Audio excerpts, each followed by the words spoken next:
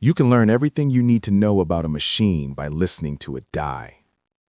I sat in the driver's seat of the 1967 Chevelle SS, the vinyl hot against my back, listening to the engine idle. It wasn't the throaty purr I had known for 40 years. It was a wheeze, a stutter, a rhythmic metallic shiver that traveled up the steering column and vibrated in the bones of my wrists. It sounded like an old man trying to clear his throat and failing. It sounded like me. "Dad, turn it off," Sarah said, tapping on the glass. She was standing in the driveway, holding a laundry basket, her face twisted in that mask of exaggerated patience she wore these days. "You're wasting gas." I rolled down the window. The mechanism was stiff. "The idle is rough," I said, "and there's a noise in the rear suspension, a thud." "It's in your head, Dad," Sarah sighed, shifting the basket to her hip. "Mark drove it yesterday. He said it runs perfectly. You're just obsessing again." The stove.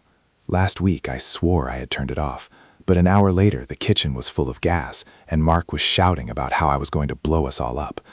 I didn't remember leaving it on. I didn't remember a lot of things lately.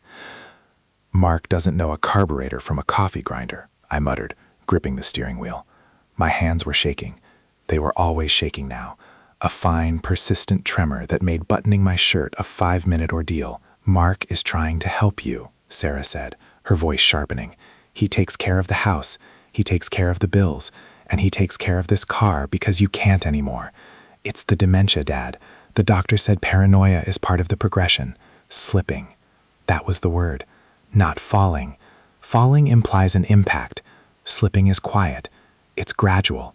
It's the slow erosion of traction until you're sliding backward into the dark. For 3 months I had felt it. The fog, the heaviness in my limbs, the nausea that rolled over me every evening after dinner. I thought it was age. I thought it was my heart finally giving out, just like the doctors warned. I was 74. I had spent 50 years inhaling Bondo dust and paint fumes. I built Van's Collision from a single-bay garage into the biggest repair shop in the county. I knew things broke. I knew parts wore out. But this felt different. "Give me the keys, Dad," Sarah said, holding out her hand. "Come inside. It's time for your tea." I looked at her hand, smooth, manicured, waiting to take control. "I just want to drive it around the block," I lied. "No," she said. "You're not insured anymore. Mark canceled the policy on your license, remember?" We hadn't. I knew we hadn't, but the doubt was a worm in my gut. Had we? Did I forget that too? I handed her the keys. The metal felt cold leaving my palm. "Good boy," she said. It was the tone you use for a dog that finally drops the tennis ball. "Go inside." She walked away. I watched her go. I watched Mark come out of the garage, wiping his hands on a clean towel. He was wearing loafers without socks. He smiled at me, a wide, white expanse of teeth that never seemed genuine. "Hey, Pops," Mark said, clapping me on the shoulder. "It's got a rattle," I said. "Old cars rattle," Mark shrugged. "Just like old bones. Come on." That night, the nausea was worse. I lay in bed, the room spinning lazily around me, listening to the silence of the house. I thought about the Chevelle. I thought about the thud in the rear suspension. It was a specific sound, hollow, heavy. It wasn't a loose shock absorber. It wasn't a bad bushing. It sounded like something rolling. At 3 a.m., the house was quiet. I got up. My legs felt like lead. I navigated the hallway by touch, avoiding the creaky floorboard near Sarah's door. I went into the kitchen. On the hook by the fridge, where the spare keys used to hang, there was nothing. Mark had moved them. But Mark was lazy. I went to the mudroom. I checked the pocket of his windbreaker hanging on the rack. Bingo. The keys were heavy in my hand. I didn't turn on the lights. I crept out to the driveway. The Chevelle was parked there, gleaming under the street lamp. It was a 1967 SS 396, marina blue. I had restored it myself, bolt by bolt, 20 years ago. It was the only thing I owned that Sarah hadn't put in her name yet. I got in. I didn't start the engine. I put it in neutral and let it roll down the driveway, silently, until I was half a block away. Then I turned the key. The engine roared to life. It sounded rough, ragged. I drove. I didn't go to the park. I didn't go to the grocery store. I drove to the industrial district, to the shop. Van's collision was dark, but there was a light on in the back bay. Mateo. Mateo was 28 years old. I had hired him out of juvenile detention 10 years ago, when everyone else said he was trash. I taught him how to weld. I taught him how to paint. I taught him that a man's word is worth more than his signature. He ran the shop now, sending me the checks that Sarah immediately deposited into the joint account I couldn't access. I pulled up to the bay door and honked once. The door rolled up. Mateo stood there, holding a wrench, looking confused. When he saw the Chevelle, his face softened. I pulled in. I tried to get out, but my legs wouldn't work. The room tilted sideways. I stumbled. Mateo caught me. His grip was firm, smelling of grease and Gojo soap. "Whoa, boss," he said, easing me onto a stack of tires. "You look like hell." "I'm fine," I wheezed, wiping sweat from my forehead. "It's the car. It's running rough. And there's a noise in the back." Mateo frowned. He looked at the car. "Mark lies," I rasped. "Check the suspension, Mateo." "Sure, boss." I watched him work. It was like watching a younger version of myself. He moved with efficiency, checking the fluids, checking the plugs. "Idle is definitely off," he muttered. "Air filter is clogged. Plugs are fouled." He walked to the lift controls. The hydraulics whined as the heavy car rose into the air. I sat on the tires, fighting the urge to vomit. My head was pounding. "It's the dementia," Sarah's voice whispered in my ear. "You're broken." Mateo walked under the car. He checked the shocks. He checked the exhaust hangers. He shook his head. "Undercarriage is clean, boss." He lowered the car. "Maybe it's in the trunk," he said. "Loose jack." "Maybe," I said. Mateo walked to the back of the car. He popped the trunk latch. I watched him. He lifted the lid. He shifted the carpet aside. He lifted the hardboard cover that hid the spare tire well. Then, he froze. His back went rigid. His hands stopped moving. He stood there for a long 10 seconds, staring down into the well. The silence in the shop was absolute. The hum of the refrigerator in the break room seemed deafening. Mateo turned around. His face was drained of color. He looked sick. He looked terrified. He didn't speak. Mateo knew Mark watched the feeds. He looked at me. He mouthed the words, exaggerated and slow. "Check the trunk." My heart hammered a warning against my ribs. I stood up. My knees popped. I walked over, dragging my feet. I looked inside. I looked into the spare tire well of the car I planned to leave to my grandson, and I saw my own death staring back at me. I didn't find a broken part. I didn't find a loose jack. I found the truth. I found the reason. I was losing my mind.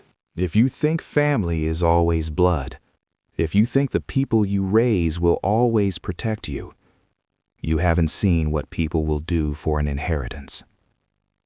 Hit that subscribe button, because what I screamed next wasn't fear. It was the sound of a father's heart breaking into 1,000 jagged pieces. I screamed. It was a guttural animal sound that tore my throat raw. Inside the wheel well, nestled in the hollow of the spare tire, wrapped in a yellow towel from my own bathroom, was a stash. But it wasn't drugs. It wasn't money. It was bottles. Dozens of them. Orange prescription bottles with my name on them. Digoxin, warfarin, lisinopril. My heart medication. The pills Sarah swore she watched me swallow every morning. The pills she handed me with a glass of water, smiling, watching my throat work. They weren't in my stomach. They were here. And next to them, a plastic jug of automotive antifreeze. The seal was broken, and a turkey baster. The world stopped spinning. The fog in my brain cleared instantly, burned away by the white-hot heat of realization. They weren't caring for me. They were poisoning me. The dementia wasn't age, it was toxicity. The forgetfulness was ethylene glycol poisoning. The naps were sedation. They were slowly, methodically killing me.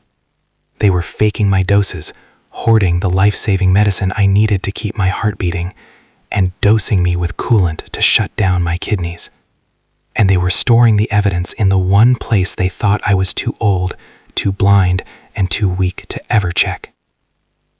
I grabbed the fender of the car to keep from falling. "Oh my God," Mateo whispered. "Boss, they're killing me," I said. My voice sounded strange, detached. "Sarah, my little girl." Mateo grabbed my arm. "We gotta call the cops, right now." I barked. Mateo stopped, phone halfway to his ear. "What? Boss, look at this." "If we call them now," I said, my mind racing, calculating angles like I was straightening a bent frame. "Mark will spin it. He'll say I hid them there. He'll say I'm suicidal. He's been planting the seeds for months. Dad is confused. He has the power of attorney. He controls the narrative. The cops will look at a senile old man and a concerned daughter, and they'll put me in a psych ward." Mateo asked, his voice shaking. I looked at the stash. I looked at the antifreeze. "We fixed the rattle," I said. "I want to hear them," I said. "I want to hear them say it." We spent the next hour working in silence. Mateo went to the electronics store down the street and bought a high-fidelity listening device, a small black box with a SIM card. We wired it directly into the car's battery, tucking it high under the dashboard where no one would ever look. I took the pills, the real ones, out of the bottles in the trunk. I put them in a Ziploc bag and hid them in the lining of my jacket. I filled the empty bottles with Tic Tacs so they would still rattle if shaken. I left the antifreeze. I left the turkey baster. I wrapped the towel back around the stash and closed the trunk. I need them to think they are still winning. I need them to think the old man is still dying. I drove home. The car ran smoother now that Mateo had cleaned the plugs. My hands were steady on the wheel. The fear was gone. The nausea was gone. There was only the cold, mechanical precision of a job that needed to be done. When I walked through the front door, Sarah was in the kitchen. She looked up, her face a mask of panic that quickly smoothed into anger. "Shh," she scolded. "Where were you? The car was gone. You can't drive." She came over and patted my pockets, checking for the keys. She snatched them from my hand. "I just went to the park, honey," I lied. I made my voice tremble. I let my mouth hang open a little. I wanted to see the ducks." She relaxed. She let out a breath. She smiled that shark smile. "It's okay, Daddy," she cooed. "You're home now. That's what matters. Mark made you some tea." She pointed to a mug on the counter. Steam rose from it. It smelled of peppermint and sweetness. "Thank you," I said. I took the tea. I shuffled to my room. "Drink it all," she called after me. I went into my room. I closed the door. I poured the tea into the potted fern by the window. The plant was already yellow and wilting. I had been watering it for weeks without realizing I was killing it. Now I knew why. I sat in my leather chair. I took 2 of the real heart pills from my jacket lining and swallowed them dry. I pulled out my phone. I opened the app connected to the bug in the car. I put in my earbuds. I waited. 10 minutes later, I heard the garage door open. I heard car doors open and close. The audio feed crackled to life. Sarah's voice came through, tinny but clear. She sounded breathless. "He took the car, Mark." "No," Mark's voice laughed. It was a cruel, dismissive sound. "He's blind as a bat, babe. He probably just drove in circles." "I'm worried," Sarah said. "He's lasting too long." "Relax," Mark said. "I upped the dose in the tea tonight. The old bastard won't last another week. Once the kidneys fail, the autopsy will just show natural causes for a heart patient." "The developer called today," Mark said. "He has the dozers ready. As soon as the funeral is over, we sign the deed. We level the place." I sat in the dark, listening to my daughter and her husband plot to bulldoze my legacy and bury my body. I didn't cry. I didn't shake. I started to plan. They think the Chevelle is their getaway vehicle. They don't know it's a hearse. The Texas sun is a blunt instrument. It hammers you into the ground, relentless and unforgiving, baking the truth out of everything it touches. I sat on the porch in my wheelchair, a tartan blanket draped over my legs despite the 90-degree heat. Sweat trickled down my back, soaking into my dress shirt, but I didn't move to wipe it away. The wheelchair was a prop, the blanket a costume. Beside the tablet sat a thick manila folder Mateo had handed me at dawn, a folder heavy with toxicology reports for my hair samples and forensic accounting ledgers that detailed every dollar Mark had siphoned from the shop to pay his bookie. The backyard was alive with the sound of betrayal. The annual Vance Auto Summer Barbecue was a tradition I had started 30 years ago to thank my employees and neighbors. Today, it felt like a wake.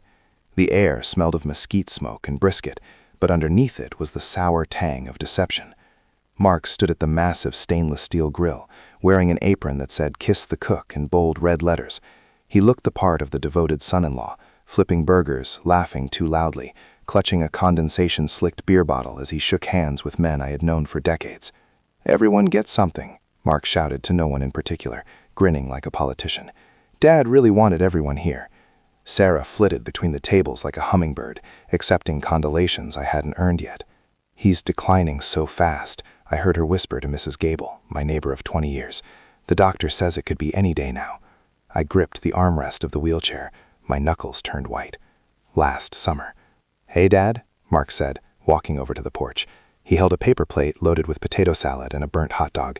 He didn't look me in the eye. He looked at my chin, at my shoulder, anywhere but the eyes. "You doing okay? You look a little pale." I looked up at him. I let my head loll slightly to the side. I let my mouth hang open just a fraction. "Just tired, son," I rasped, my voice thin and reedy. "Is the car out front?"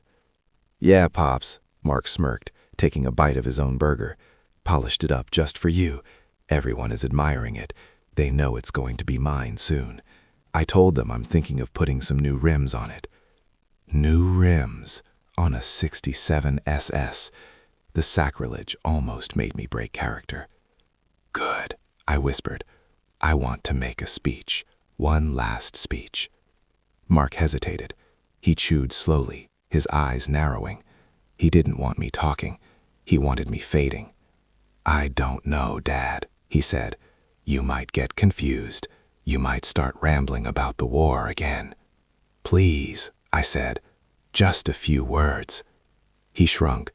"Sure, old-timer. Whatever makes you happy. Just keep it short." He set the plate down on the railing, out of my reach, and grabbed the handles of my wheelchair. He wheeled me down the ramp, bumping over the threshold with careless speed. We rolled onto the patio. The chatter died down as people noticed me. Mark tapped a spoon against his beer bottle. Clink, clink, clink. "Everyone," Mark shouted, raising his arms.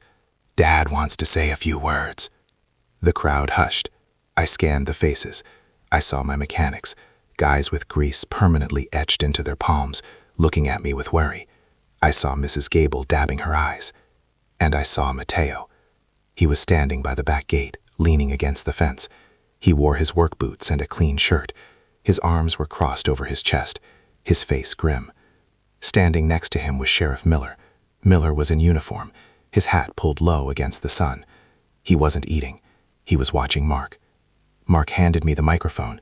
He stayed close, his hand resting on the back of my chair, a silent threat. He was ready to snatch the mic away if I went off script. "Thank you all for coming," I said. My voice was weak, shaky, amplified by the speakers Mark had set up to play yacht rock. The crowd murmured respectfully. "We love you, Elias," someone shouted. "I built this life on two things," I continued, letting my voice gain a little strength, just a fraction. "Honesty." Mark chuckled nervously beside me. "Okay, Dad, that's great. Let's not." "A car is like a family," I said, cutting him off. My voice was stronger now, less rasp, more steel. "It looks good on the outside. Shiny paint, chrome bumpers." You polish it up and park it in the driveway for the neighbors to see. But if you have rot in the chassis, if you have bad fuel in the lines, it doesn't matter how good it looks. Mark's hand tightened on my chair. "I have a gift for my son-in-law," I said, my voice booming now, clear and resonant. "Mark, go open the trunk of the Chevelle. It's parked right there in the driveway." Mark froze. His smile faltered. "Dad, we don't need to do this now." I roared. The weakness vanished. The tremor stopped. I threw the blanket off my legs. It pooled on the patio stones. I stood up. I didn't wobble. I didn't sway. I stood at my full height, 6'2" of anger and iron. The crowd gasped. Sarah, standing near the punch bowl, dropped a tray of deviled eggs. The plastic platter clattered loudly on the concrete. "Shh," she whispered. "You—" "Do it, Mark," I commanded, pointing a steady finger at the blue car gleaming in the sun. "Open the trunk." Mark looked at me. He looked at the speakers. He looked at the crowd. The color drained from his face, leaving him looking like wet dough. He realized the trap had snapped shut, but he didn't know how deep the teeth had sunk. He walked to the car. His legs were stiff. He looked like a man walking to the gallows. He popped the latch. He expected to see the stash. He expected to see the bottles of heart pills he had stolen, the jug of antifreeze he had used to poison my tea. He expected to have to slam it shut and make an excuse. He lifted the lid. The trunk was empty, clean, vacuumed, not a bottle in sight. "Mark," whispered, his voice cracking. He spun around, panic rising in his eyes. "Mateo piped it out this morning," I said into the microphone. I pointed to the gate. Mateo stepped forward. He held up a large, clear plastic evidence bag. Inside, plain as day, were dozens of orange prescription bottles, and next to them, the jug of automotive antifreeze and the turkey baster. "And if you'll listen to the speakers," I said. I looked down to the tablet in my hand. I pressed the button. My voice cut out. The speakers crackled. Then, a new voice filled the backyard. High fidelity, crystal clear. "The old bastard won't last another week. Once the kidneys fail." It was Mark's voice, arrogant, cruel. Then Sarah's voice joined him. "And the shop. As soon as the funeral is over, we sign the deed. We level the place." The recording ended. The silence in the yard was absolute. It was heavy, suffocating, pressing down on everyone like a physical weight. The birds seemed to stop singing. The wind died. The guests stared at Mark and Sarah with a mixture of horror and revulsion. Mrs. Gable put her hand over her mouth. My old foreman, Big Mike, cracked his knuckles, looking like he wanted to tear Mark apart with his bare hands. Sarah backed away, shaking her head. "No." "You poisoned me," I said. My voice didn't need the microphone anymore. It boomed across the yard. "You gaslit me. You told me I was crazy. You told me I was forgetting things." Sheriff Miller was moving now. He walked onto the patio. He wasn't smiling. He reached for his belt. "Mark and Sarah Vance," the sheriff said, his voice flat and professional.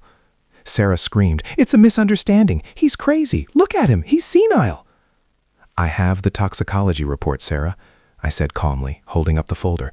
"I have the hair sample analysis, high levels of ethylene glycol. I have the wire transfers from the shop accounts to Mark's bookie." Mark tried to run. He took one step toward the gate. Big Mike stepped in his path.